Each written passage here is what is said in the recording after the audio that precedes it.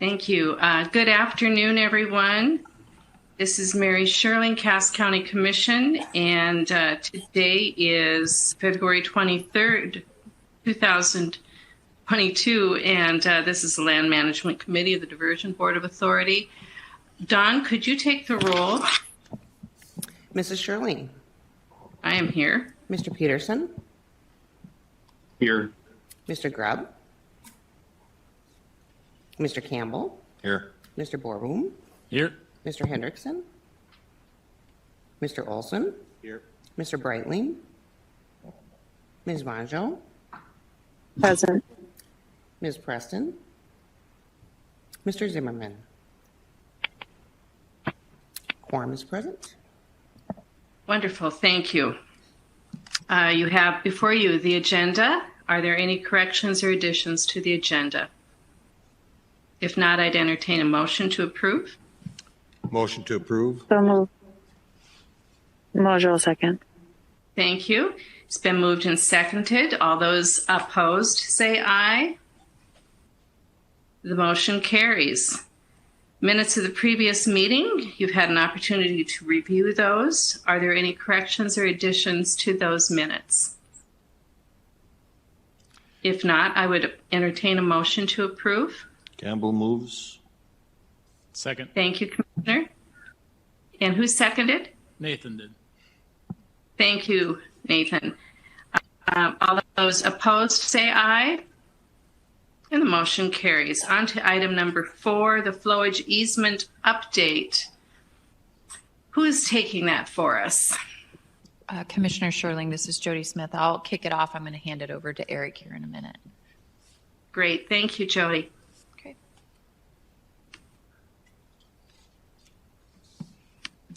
So today we thought we'd bring an update, so an informational point to the committee to review. The flowage easement appraisal process is ready to go forward to the joint boards. I'll have you go to the next one.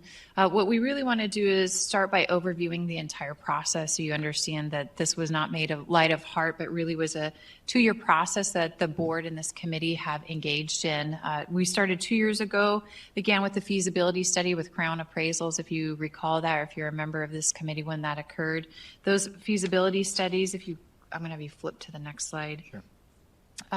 Entailed a phase 1 and a phase 2.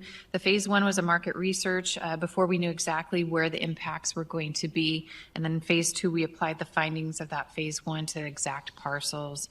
Once we knew that, we issued the CLOMR approval. There was appraisal work and boundary surveys that had been initiated. Informational videos had been created. We've had public meetings. If you recall, last summer, Crown Appraisals also met with all of the landowners. Those flowage easements have been prepared. The flowage easement review has occurred. We'll have John present tomorrow at many of our meetings to go through the process that he completed, and we'll be seeking board action from the 2 joint boards tomorrow so that we can issue those easements.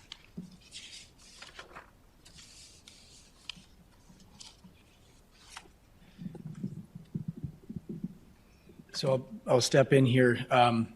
One of the things we wanted to brief with the committee here, and we'll brief with the boards tomorrow, is just a high-level overview of the appraisal findings. So this slide is something that we had developed last summer with Crown, the appraiser. And as they looked at the appraisal assignment, they concluded through both their phase 1 and into phase 2 studies that the flowage easement that we need to acquire is really a combination of 2 different property rights. And the bottom of the slide here summarizes that as we need to pay for the loss of development rights. In addition, we need to pay for the increased flood risk. And so prior to the project, the property owners have all of those rights today, but the project and the flowage easement will be impacting those 2 rights. And so this slide tries to highlight that difference. As we went through the process with Crown, the appraiser concluded different percentages of diminution of value for both of those 2 rights. So the loss of development rights is the first line. They concluded through market research that the loss of development rights ranged from 8 to 10%, and that depends on which mitigation zone. There are 4 mitigation zones. They also concluded that the increased flood risk has a range of 7 to about 30%, and that depends on the depth and duration of the flooding. So the combination of those is a range from about 15 to 40% would be the total diminution in value of ag land. And I stress their ag land because we all know that in the upstream mitigation area, the vast majority of the land is strictly ag land, but there are some areas what we would call transitional land. And so land that is in transition from farmland to some type of urban development is considered transitional land, and that land generally has a value over and above farmland value. And so in those situations, in addition to items 2 and 3 on the compensation, the appraiser has concluded we also need to pay for what's called a change in use. And so we need to pay for the change from transitional land down to farmland. So this next slide gives a summary of how we would apply those findings, for example, on some transitional land.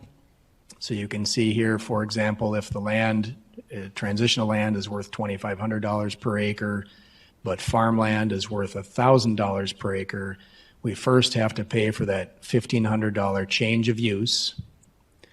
And then once the farmland has been valued at $1,000, then we would apply the percentage diminution to come up with the value of the easement. And so the combination would be the $1,500 plus $350, or a total of $1,850 in that example. In more maybe real world numbers, there's some numbers on the bottom of the screen there that help explain that a bit further. This is a screenshot of actually one of the appraisal reports. These are abbreviated reports. They're roughly 4 pages of meat. There's a variety of maps and then some other supporting materials attached to a packet that's probably 12 to 15 pages per report, per parcel. But these, I'll go through the first 4 pages. So the first page is a cover letter. The second page, there's some pertinent facts about the parcel, including acreage breakdowns. And then the third page is a description of the values. And so in this example, you can see that there's a value of the transitional reconciled current value, in this case, $671,000. And then if that were just farmland, the appraiser concluded it would be worth $550,000. And so the first payment would be for change of use. And then again, there's the diminution percentages resulting in the farmland diminution, and the sum of the 121 plus the 192.5 results in the flowage easement payment. So that flowage easement payment is calculated on page 3, and then on page 4, there's just a summary paragraph explaining that this would be the flowage easement amount, and that's the amount that we would be offering to the property owner. Jody? So with the completion of this, we are prepared, the land agents have prepared the flowage easement packets. Again, once the boards approve them tomorrow, those will sync up. They'll all go out to the various landowners next week. So you can anticipate those kind of hitting their doorsteps approximately 5 days later. With that, then, there will be outreach made by our land agents in March. We do have our public information meetings. They'll be the 14th, 15th, and 16th here in North Dakota, and the 21st and 22nd in Minnesota. And then negotiations will begin April through December of next year. Are there any questions that we can answer?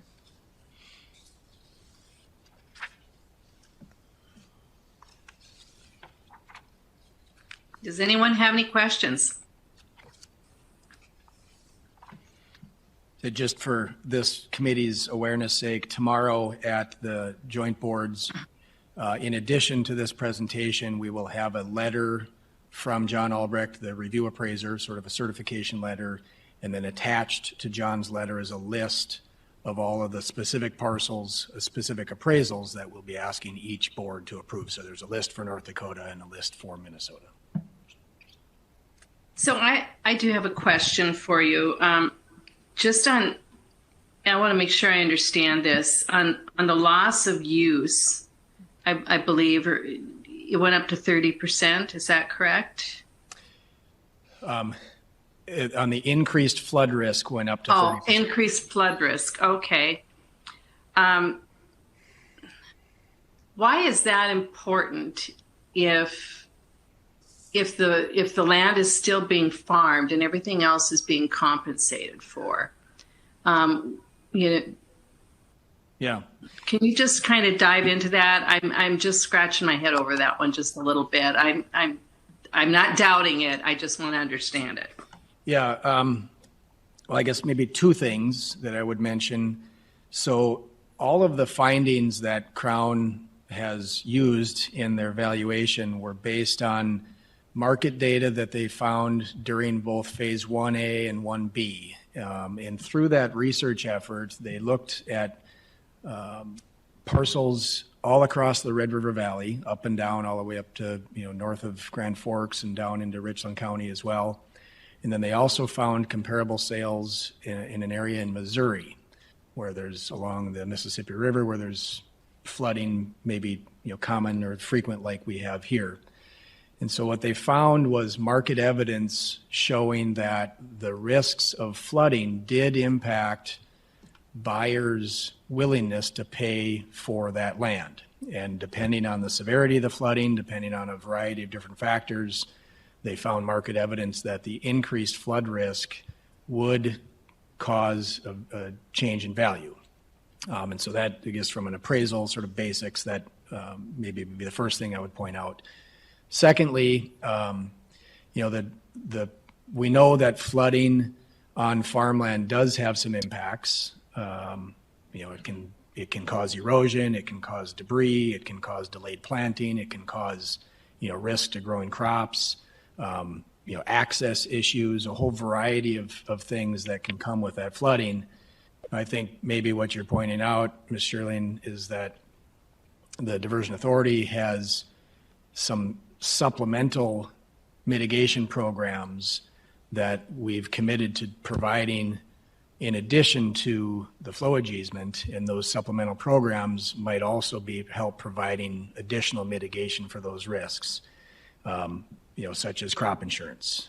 I think, that's probably a fair thing to point out, and I guess I would just say that, at the outreach committee meeting, we had a bit of a discussion about, the commitments that the authority has made to make sure that farmers in the area are,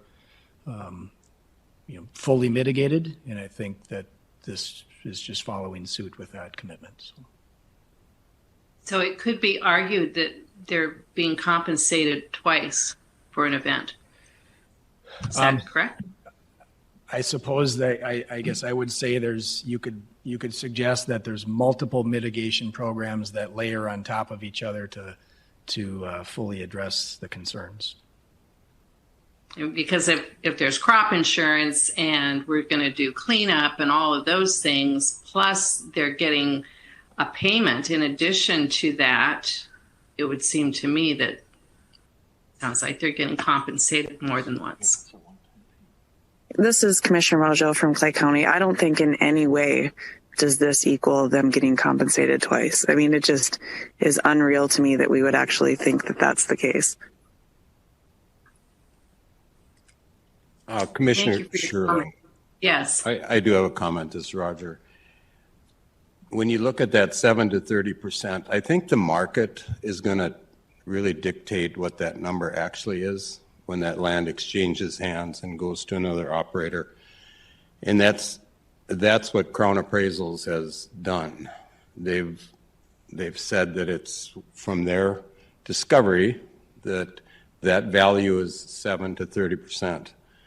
And I can understand that. I understand there is a risk for that purchaser of the land, the operator. Yes, the operators will be compensated if his crop is destroyed. But I think we need to separate that from the actual landowner, which could be one and the same. But that insurance that we're going to provide will be for the operator. And I think that's how you separate, and it is not paid. I don't see it as a double payment either. That's a good point. I appreciate that. I'm just trying to clarify what was applied to get to these numbers, because I guarantee you this is going to come under scrutiny not only from the landowners that are affected, but, for the taxpayers that are footing the bill. So I just want to make sure that questions are readily answered. If I don't understand it, certainly there's going to be a lot of other people that will have questions as well. So that is what I'm just trying to bring up here. So does anybody else have any questions or comments? Eric, do you need anything from this group? Do we need to put our blessing on this, or is it just for I think, sorry to interrupt. I think this is primarily for information. We're not looking for any action from this group here today. Okay. Well, very good. It's been a long time coming. I'm certain landowners will be at least happy to have the information in their hands. Thanks for all the work on it. Okay, then let's move on to the Billy Land Exchange, item number 5. Okay. Good afternoon. So the next item on here is the Liley Land Exchange recommendation. So this is a settlement agreement that was brought forth to the MCC JPA last month, so in January. There was extensive conversation at that meeting. I believe it lasted for over an hour, kind of regarding this opportunity. This is something that the MCC JPA gave direction to our land agents and to our legal counsel on. So it has been worked through, again, with our legal counsel, so Onstead and Twitchell. It's kind of gone through our land agents, myself, and A2S. We've been working with this landowner for over a year. There's a couple of points that are not reflected within this letter. One of those is that, I think it is at the beginning, but it is that we will, by approving this, be skirting 3 eminent domain cases. And I think that's really important for this committee to take into consideration today, and something that's certainly been an effort of mine since I've started a couple of months ago. The other thing is that, there are a couple of payments that weren't clearly outlined in this letter, and I take full responsibility for that, as I did review the letter before it was signed by Mr. Larson.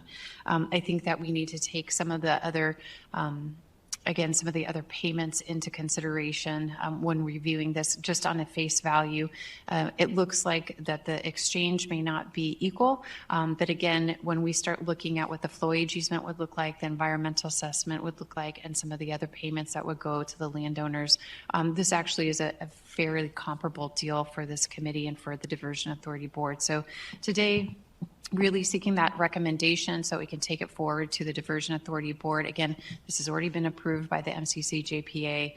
It's already been kind of vetted through the landowners, and just looking to take it to the Diversion Authority Board so that we can close this one out. Mary, this is Kevin, if I can, please. Yes, please, Kevin, enlighten us a bit. Yeah, thank you. I just want to be clear on this, that what transpired at our MCC JPA meeting, as Jody talked about, was basically a land counteroffer agreement that came before us. And after considerable discussion and weighing an awful lot of different issues related to this, what's before us now is basically a counteroffer to their counteroffer. It's not exactly what they wanted. There were some things in there that we felt important that we leave out of their original offer in the best interest of value for the MCC JPA and the Diversion Authority itself. So with that in mind, as Jody said, our full MCC JPA board, we spent 1 hour on just this one particular item, and we had an awful lot of dialogue, what ifs, and we felt that this counteroffer, as Jody mentioned, it also eliminates a lot of things. There were some other things that aren't included in there, such as that could have happened. Just give me a second here.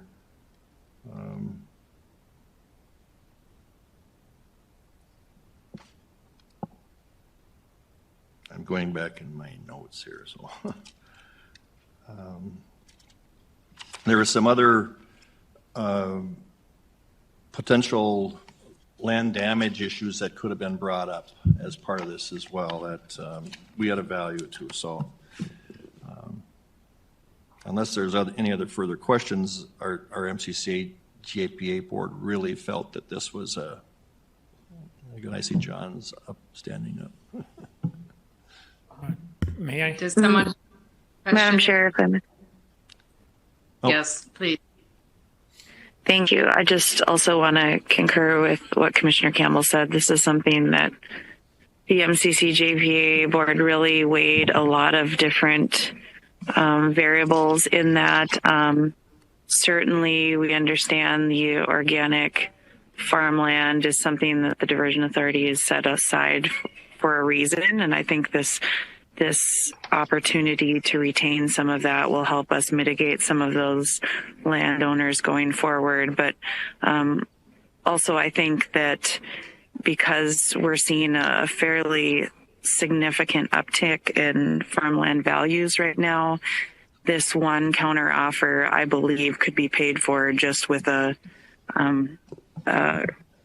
re-leveling of what those land values are. Certainly, I think the number was around that $5,000 mark that was on the land. I know for a fact that a large portion of quality farmland sold for $8,000 an acre, 5 to 10 miles away from this particular parcel. So I really feel like this is going along with that fair and flexible policy that we have to make sure and work with the landowners the best way we can. But also I think it is in the Diversion Authority's best interest as well for this deal.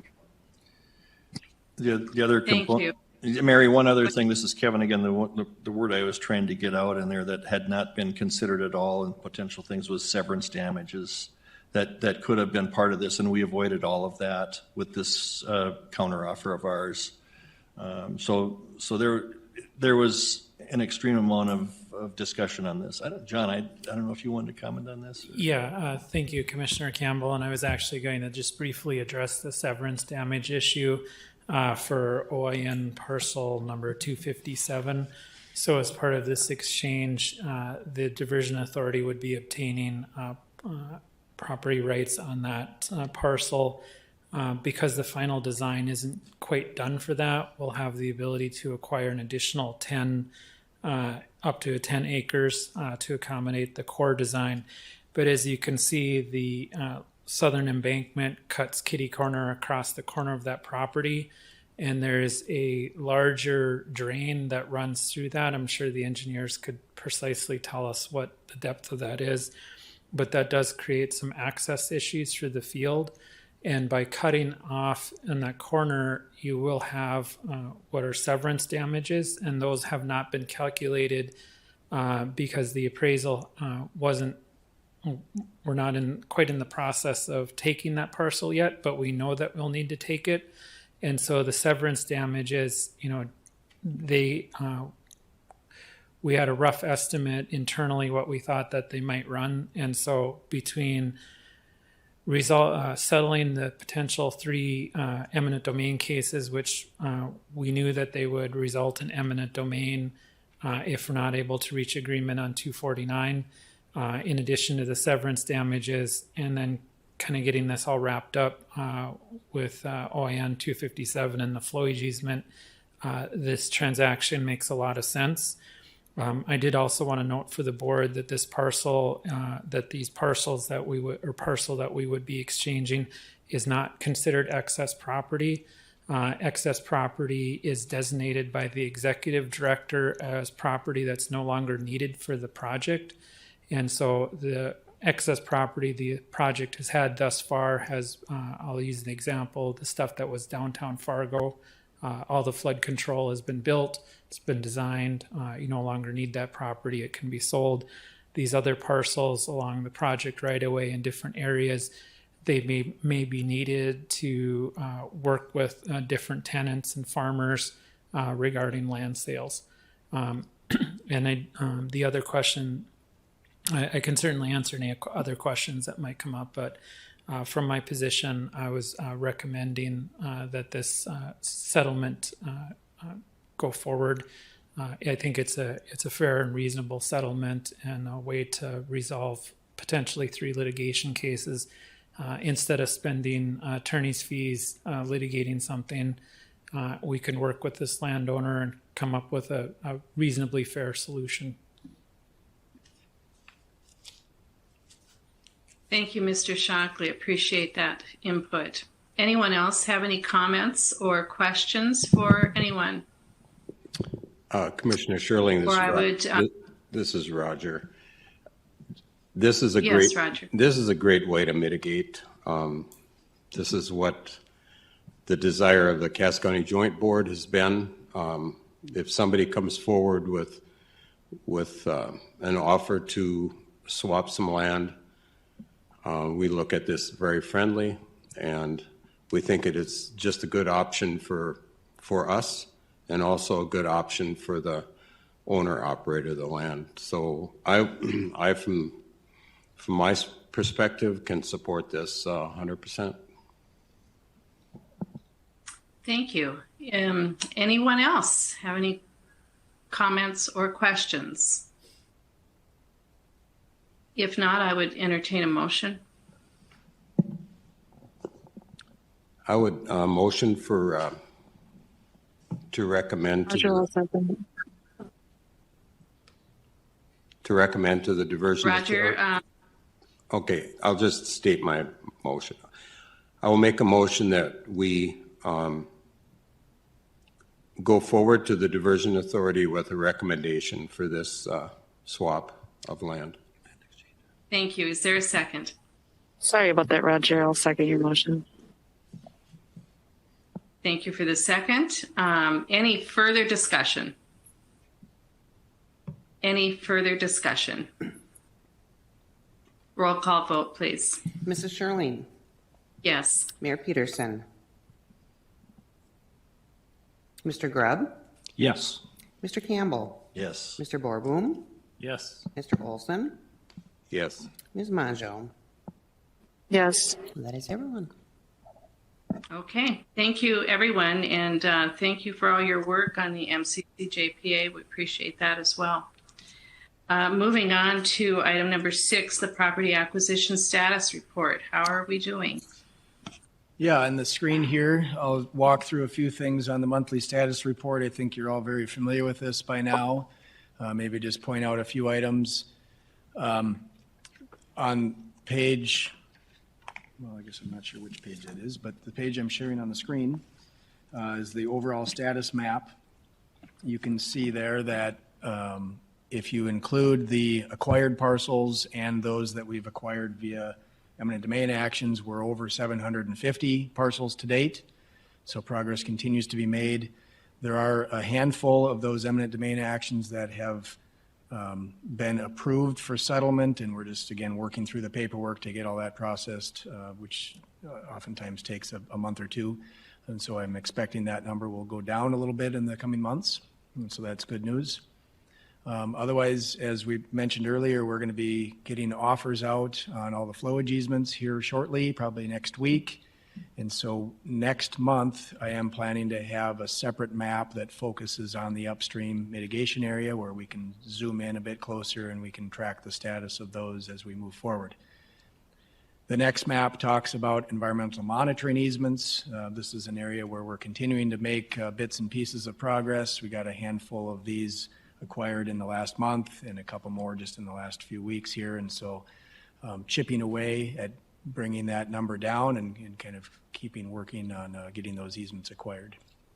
The next few pages drill in more detail. I don't have anything specific to ask, but all the boxes line up with what you saw on the overall status map, and I guess I'd pause for any questions if you have any. Are we on time, on schedule? We are on time and on schedule. We've been working closely with the Corps and their design teams to make sure we're progressing on schedule as necessary to meet their plans. We do anticipate getting started on Southern Embankment Reach 2B in April, and then look forward to starting acquisitions of Southern Embankment Reach 4 later this summer. Very good. Anyone else with any questions? Sounds good, Eric. Thank you. Bet. Then we'll move on to the Cass County Joint Water Resource District update. Roger, do you have that? Sure, just a short update.